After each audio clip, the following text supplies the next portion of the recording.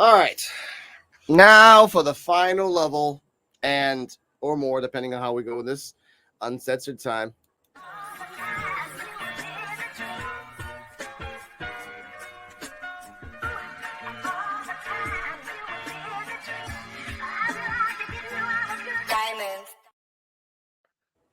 Now, That is dope. That is dope. I'll tell you the app that I use. Is so you can use it on your phone. Wonderful things. Time for the uncensored questions. All right. And there is no number. We're going to go as far as I can go before I have to stop myself. Now, uncensored question number 1. When was the first time you had the best Gawk Gawk 3000 in your life? Ooh. We started off just like that. I told you. All right.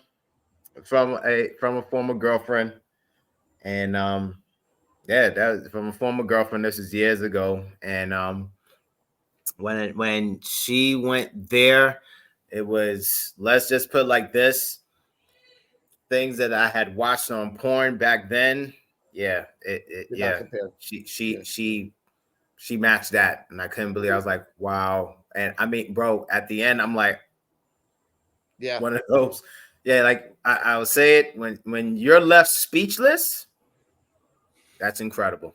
Or twitching. When you're stuck twitching for like half a day, ladies and gentlemen, shout out to my first girlfriend. I love you. Even though you blocked me and ghosted me. You know how it is.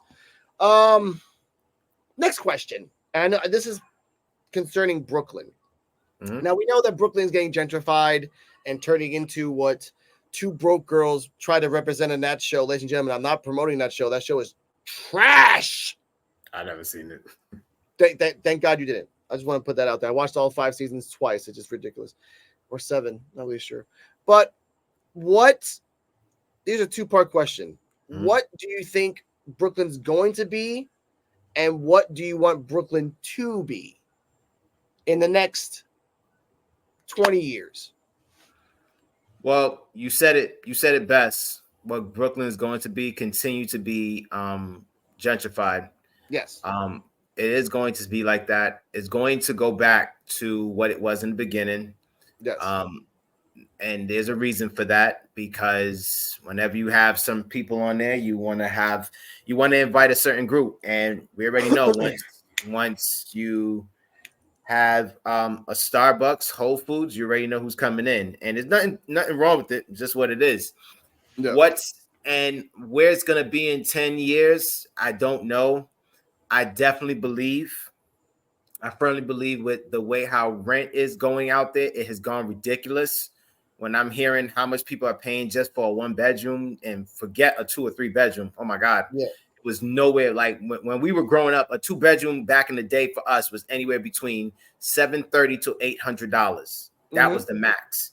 By the Now, way, that's the price here for a 2-bedroom. 7 to 800 with light and water included. really, man, Yeah. not even close there. Not even a studio. So No, I will honestly believe that Brooklyn will end up being for those who are able and capable of affording it. Those who are not, they're going to be shipped out.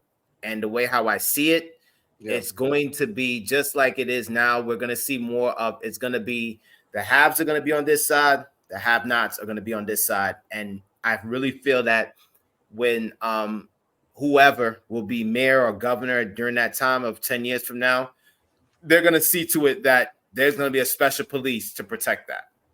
Now, continuing on from that question, do you believe, because over here in Puerto Rico, to give you context, over here in Puerto Rico, people are leaving the island to go to the States because they can't find anything over here.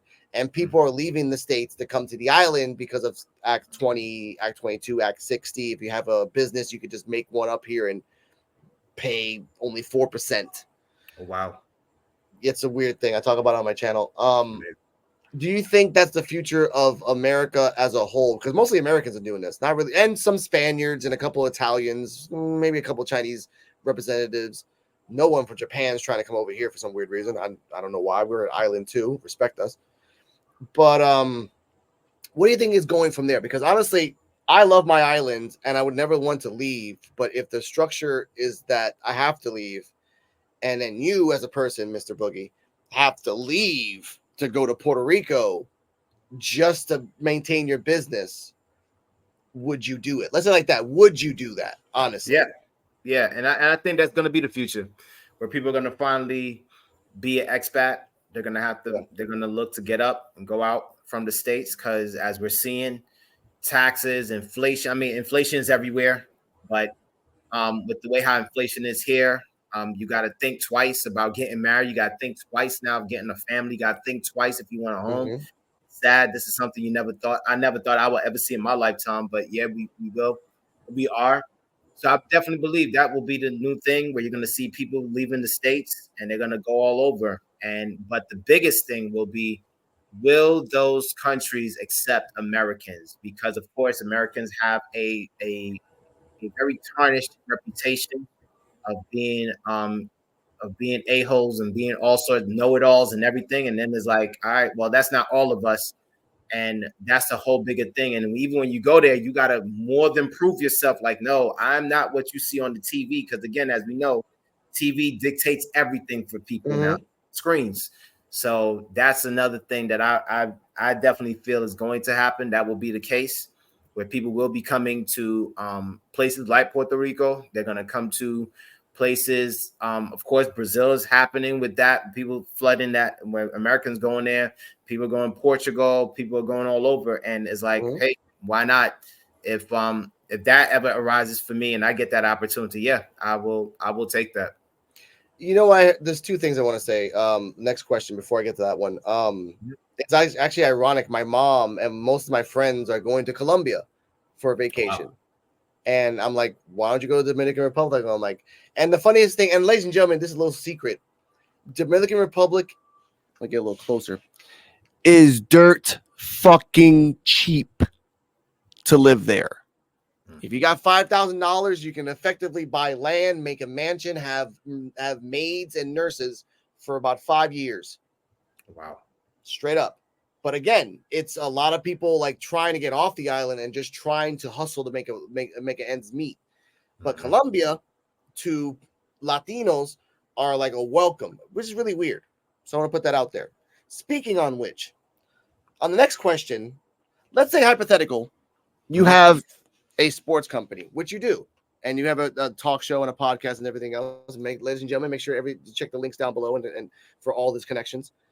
Let's say you get sponsored or get picked up by Jake Paul, in the sense of Jake Paul says, "Hey, I like your style of like boxing podcast, and I want to promote it and everything else." And then before you say yes, you investigate him and see what he has done. And to give you context, there's a boxer named Amanda Serrano, Puerto Rican boxer here. She's won a couple gold belts, a beast in the ring. I've seen her. Right? Yeah, I've seen her. Jake Paul represents her. Only her. He takes her everywhere. He took her to the pre-fight conference between him and Mike Tyson. She was right there. And the reason she does that is that no one really knows this, is that he invested $50,000 in her gym. Just her gym. Not the gym in the town, not the gym in anything else. Her gym. Didn't invest in anything else. So, and then on top of that, you have Logan Paul, his brother, with the Prime and the Bitcoin scandal. And Jake Paul will always go to your town if there's a crisis and have a photo op with an old lady. We'll put that out there too. He will always do that. And there's evidence here. Knowing all this, will you still want to get sponsored by this people? No. Okay. Why? I hold myself up to standards and morals, bro. And yes. And knowing what that I know about these brothers, I understand that they really made their fame from YouTube and all that other stuff. Hey, no problem. So be it. But for me, it's just the fact that the last thing I want to be used as a cash cow as a cash cow lightning rod. Like, oh yeah, we just, if we mess up or we F up, we're gonna go and rock with Ant so we can just clear ourselves up. Yeah. No. You understand this, and being in Puerto Rico and Dominican Republic, in 1, 2, 3, 4, 5 of those islands, including the Bahamas and Turks and Caicos, those were used as shellway countries. If anybody has something, they put the money there, whatever, stashed there, and so nothing can be touched. And I wouldn't want to be used as a stash, as a hideaway for anybody. So for me, I'd rather get mine the hard way and get it the legit way, so nobody could ever say, "Oh yeah, well he did that for money," because that's the only way. So no, definitely not. Okay. I get that. I mean, I don't like personally the Pauls because one, wherever he goes, he puts the Puerto Rican flag on his trunks now, and I'm like, motherfucker, you've only been there for 3 years. You weren't even here during the hurricane, bitch. All right, you came after. But and for Logan Paul, I don't like him, not because of his wrestling things, not because of anything else. He particularly did this prank. Didn't record this, but he just did it because he just wanted to fuck with kids. There was 4 14-year-old kids next to where he lives. He made a unalive prank and did it in front of them. Right? Freaked them the fuck out. Right? Traumatized those kids, but for them it was a joke. Ladies and gentlemen, this is something you don't know. When you're driving to the airport, let's say from the east to the north, you pass by the baseball stadium, you pass by the giant statue of Roberto Clemente, and by doing so, you pass by a giant bridge, right? It's a giant brass for Roberto Clemente. You can't miss it at all. It's just humongous. Really? Oh yeah, they love Roberto Clemente. Acho, they love him like Jesus here, like just right off the bat. Like no one uses that stadium, but at least that statue's freaking shine the hell up. So you know how that goes. That particular bridge is known, and this is a fact. You want to fact check me? Come at me, motherfuckers. It's known that every month someone unalives himself on that same bridge. Every single month, someone just goes up to the top, and it's about a 60-foot drop. Every single time. So I take unaliveness very seriously here, ladies and gentlemen. And when someone makes a joke to children, that automatically just like, again, he went to Japan, did that, but that's okay. I'm gonna, yeah. Next question. Jake Paul versus Mike Tyson. Who the hell is gonna win? To be up with you, my man, I'm not gonna watch it because it's a farce.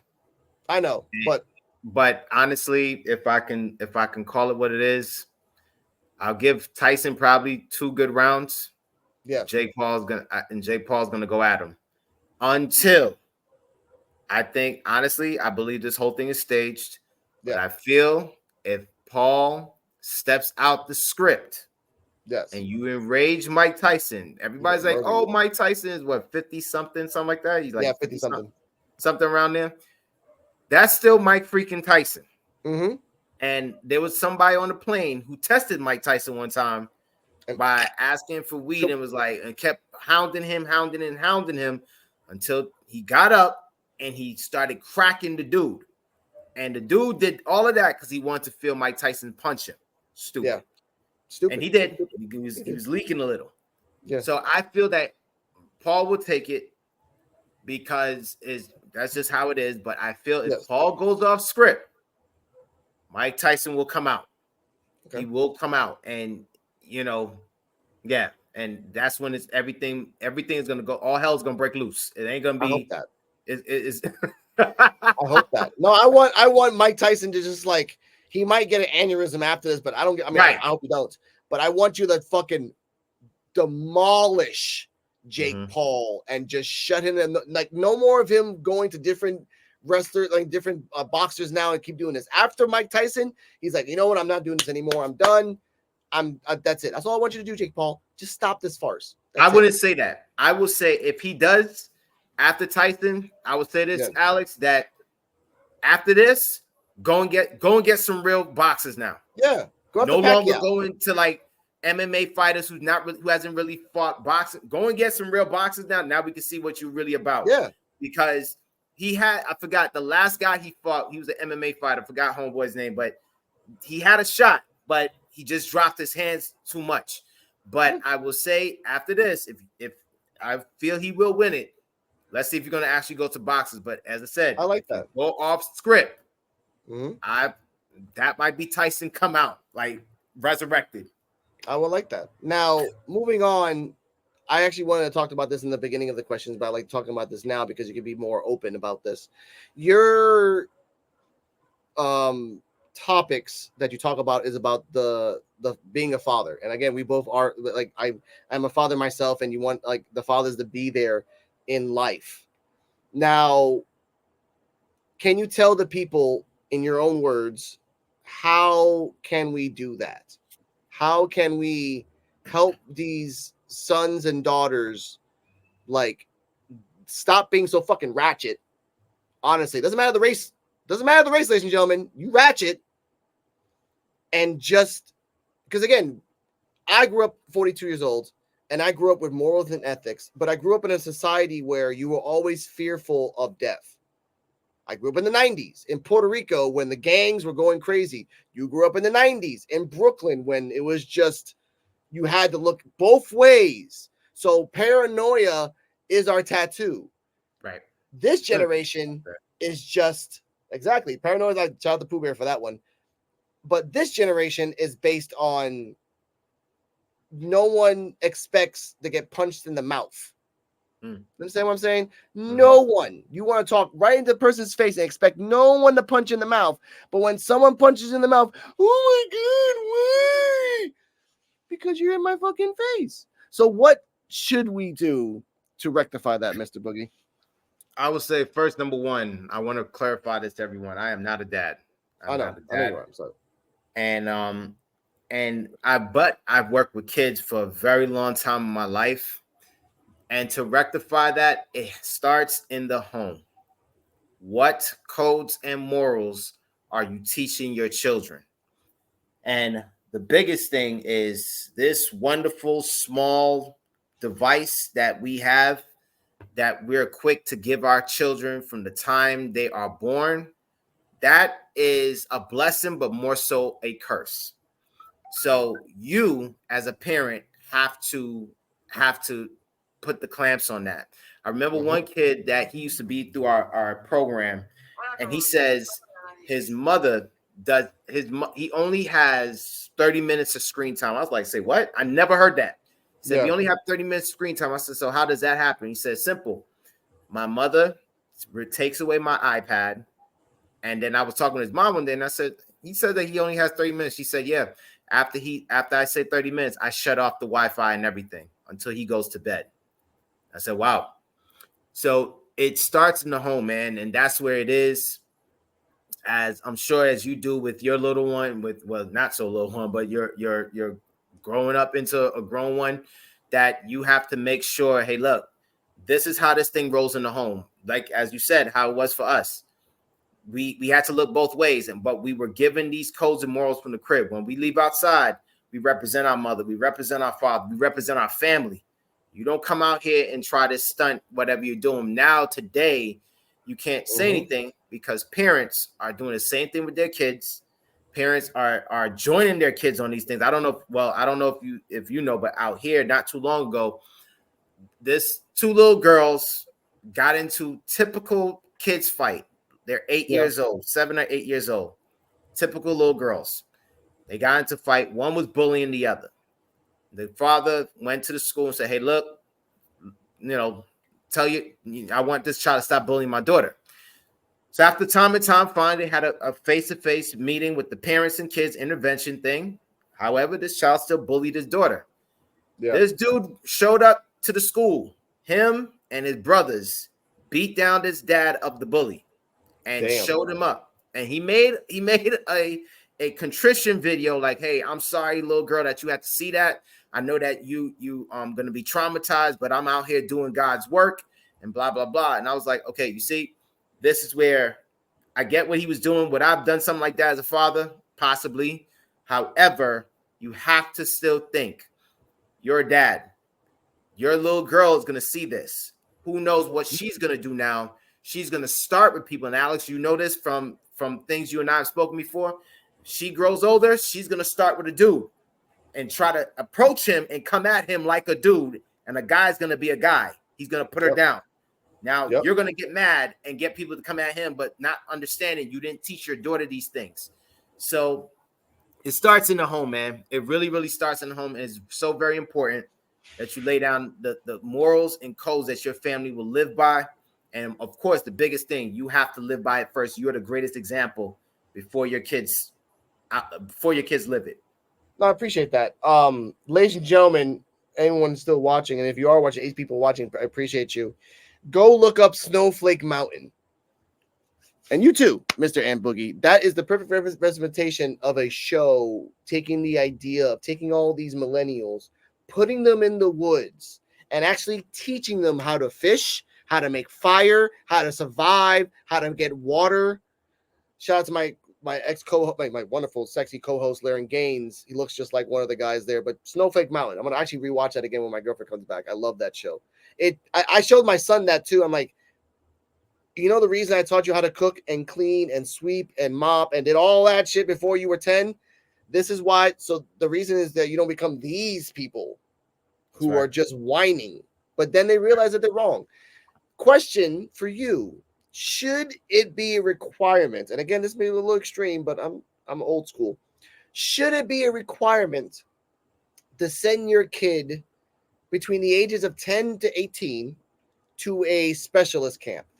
Meaning you want your kid to learn something. You want your kid to learn a craft. Okay, what do you like to do? Oh, I like to make planes, or I like to code. All right, go. You're going to a coding camp. Oh, I want to learn nature. Okay, fine. I'm sending your ass to freaking carpentry. You learn nature while cutting wood and figuring out things. Would you be okay if it was a mandatory thing for kids? Because again, we grew up with it's summer. You're not staying home. You're going somewhere, and you're gonna stay there for 2 months, and then we'll pick you up later. I'm like, all right, okay. You know how it is. Oh man. I wouldn't say mandatory. I wouldn't agree with it being mandatory. But it's funny. I'm reading this right now in a book with Dr. Angela Duckworth, Grit, and she's talking about that. In one of the chapters, she talked about when you force a child to be part of a program, a group, a sporting extracurricular activity, and if they don't get challenged, you'll see if they will persist. And if they don't persist in it, this will show who they will become later in life. And she said, do you force them to keep going? Or do you say, all right, well, hey, you didn't like it because it was hard, get out of it.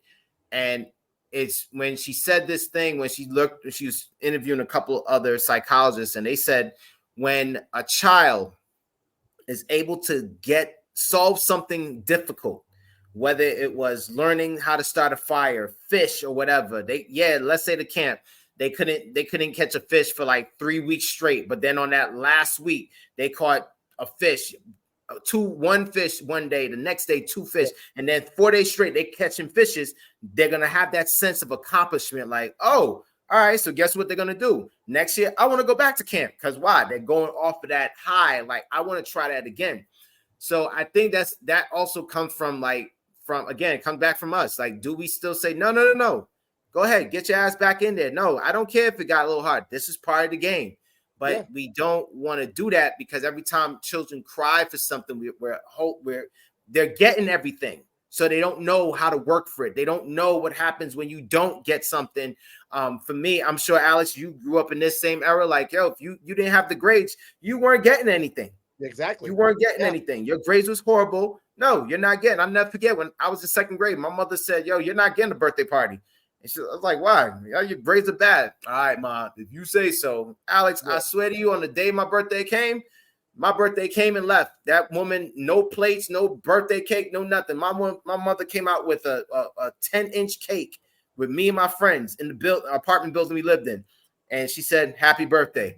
And she was like, no, you're not getting anything. This is how this game works. So I say, absolutely encourage your kids to be part of those things, so they learn a skill, they learn something out there. And as you said, yes, you teach your child to cook and clean. Yeah, my mother taught me how to clean the bathtub. That's the first thing I learned how to do. First thing was taking out the trash. Second was cleaning the bathtub, and then learning how to mop. It was gradually doing it. And these are things that you got to teach, because Alex, is so sad today when I hear a mother said one time, her kid was 19 or 20, and this boy could not pour cereal. Oh God! I say that for you again. 19 or 20 and could not pour cereal. I never heard that. This is when you and I, when our hands were too small and the box was bigger than us, and we poured in, man, the whole box of cereal and all that milk came out. That was part of the game. But mom got mad and whatever. Mom, dad got mad and whatever. But we learned as time progressed, and then we learned how to touch the stove, but we had to be careful with this. So yeah, I definitely believe parents should encourage it, but not mandatory, because the last thing you want is for a kid to just do it and then they have the skill and they don't use it. Okay, I get that. And again, mandatory might have been a little bit extreme, but I want kids today to understand that you can learn the same things that we did without the trauma behind it. Right. It's a lot more simpler that way than to just give you trauma and then you have to learn by trial of fire every freaking thing of life. And again, ladies and gentlemen, I learned how to sweep and mop and clean and cook and all that stuff before I was even 14, because my mom told me as a kid, I want you to learn all those things. And my dad, before he died, taught me how to make a house, how to cement, how to sand the wall, because he told myself, when you get older, you don't want to rely on anybody to do it for you. If you know how to do it, then you know how to do it by yourself. Get some land and just do it.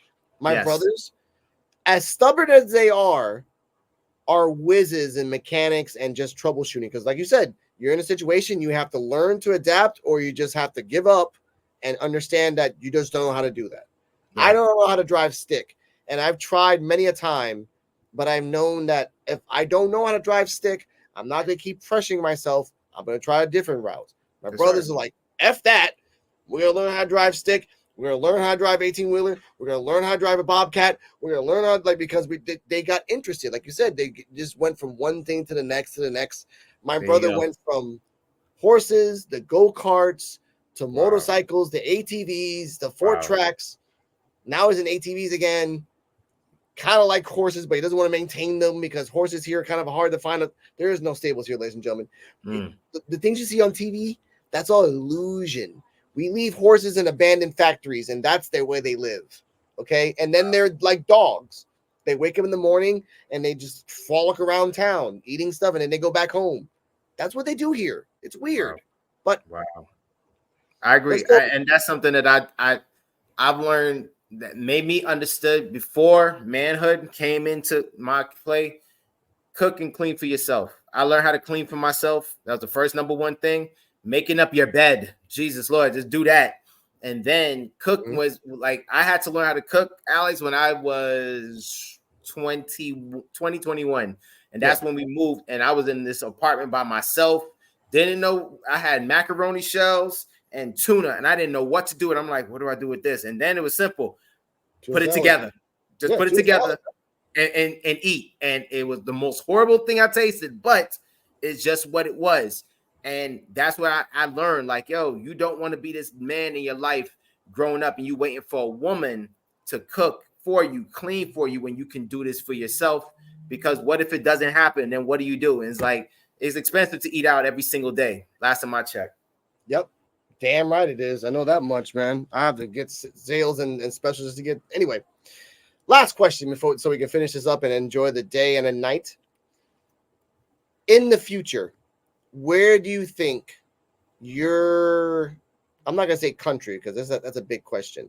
Where do you think your state is going in the next 10 years? Well, right now I see that the state has grown. The city has grown exponentially, and I feel it will continue to grow. I think it's going to have more cities that's going to be annexed. It's no longer going to be, all right, we're here in Atlanta. No, they're going to be like, nope, we separate from Atlanta. We don't want to be here next to Atlanta no more. And I feel they're going to have more of those.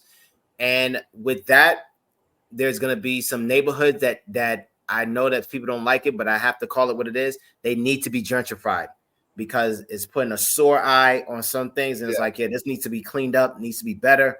And I'm about capitalism. Like, look, if there's some way you can get some money out of this, cool. But I'm about ethical capitalism. Like, yo, if we're going to, without hurting somebody, making people be homeless or anything, let's try to find some way to get money out of this. I'm with that.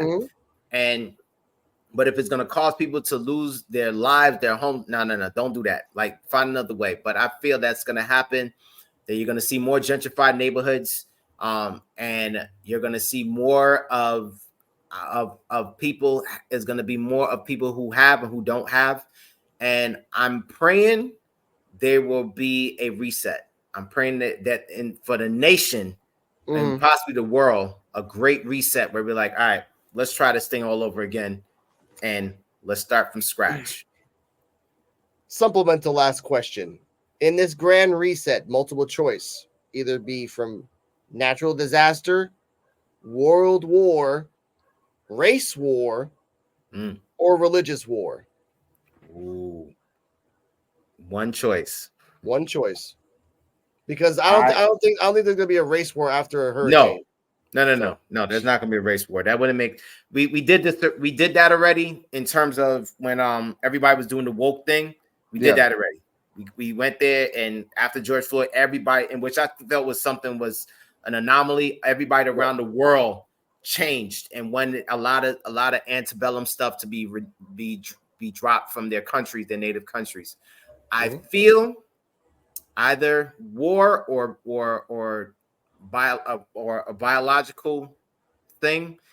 I feel it will possibly be war because of the fact that war destroys. Yes, war destroys, and when supplies are gone, civilization is now scarce.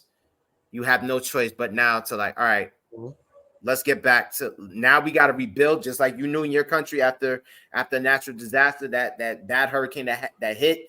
Everybody had to rebuild, and it took a long time. And things that people could say, "Oh yeah, I'll be all right without lights." Okay, 3 months later, do that shit for 9 months. That ain't that's fun. what I'm saying. When you got 3 months, you can say that now, but 3 months later is not cool. 6 months is not cool. 9 months is torture. So I feel it may be with war. I don't like war, but I think it may go there. Who will have the war? Don't know. But I think once it goes there, that's when we will see that reset. And now we will have to get back to our senses. And we'll realize, like, a lot of these weapons that we're using, that we've been using and that we've been hoarding, this thing is more detrimental to us than it is helpful. Of course. And I think for my answer is it's going to be natural disasters. I mean, for example, you talked about Hurricane Maria on May 8th to May 11th, a simple storm passed by Puerto Rico, but it came in from the south. And and you can check out my channel. Everyone else can check out my channel, my shorts. You can literally see people take stairs and go on top of roofs because the whole street and up until the roof of their cars were filled with water. And that was just one day. And then a tourist died on the 11th in a famous waterfall. Then another tourist died in a river it's just, I get scared for natural disasters because we can't just say we're going to take care of it. We have to say we have to wait until it's done and then figure out what to do afterwards.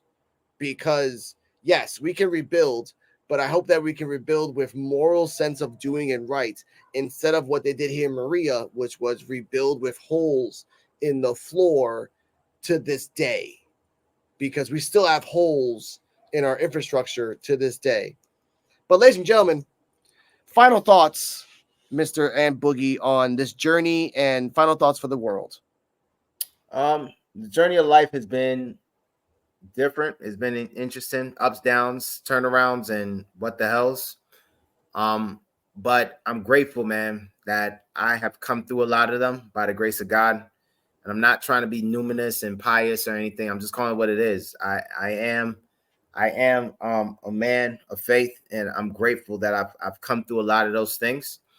And for the world, I'm just praying that we will get to the space. And I use something that you've said before, man, that we can love each other. And for the times that you've been on the show, and you've said that many times, and it's true, that we will love each other. We will get away from this insatiable appetite for violence and crudeness and crassness. It is not helping us, because the next generation that comes in now, they're seeing this and they're thinking it's okay. And then it's going to be some normal headed people like us who have the incredible task of trying to turn them away from that. Say, no. This is how it's supposed to look. Watch this. That's not real. That's fake. This is what it is. And that's something I want us to do, to get to that point where we can be a village again. We can be a people of helping one another and looking out, because this is the only way we will survive. When we forget about self, there's nothing wrong looking after you, but when we focus too much on self is not good. When we could just drop self a little and look after the next man and not take advantage of each other. That's true. I like that. That was nice. That's like little Mr. Rogers stuff right there. That was pretty cool. My closing thoughts is as follows. When trying to find the truth, look both ways, behind, forward, left, and right. When trying to be true to yourself, remember that you were untrue in the past. Remember it, savor it, but never repeat it. That's how you become your true self. Okay. And third thing, it only costs under $4, ladies and gentlemen. If you don't want a baby, buy a condom. For the love of God, it's not that hard. That's what she said. Ladies and gentlemen, thank you for passing by. Thank you for enjoying our process. Hopefully we can do this again at another time. Hopefully when my girlfriend comes over and we can talk about more about spirituality and politics. But stay healthy. Stay happy. Welcome to Rican Reactions, Coquito Underground. And sing that song, Sauce Walker. Sing it well.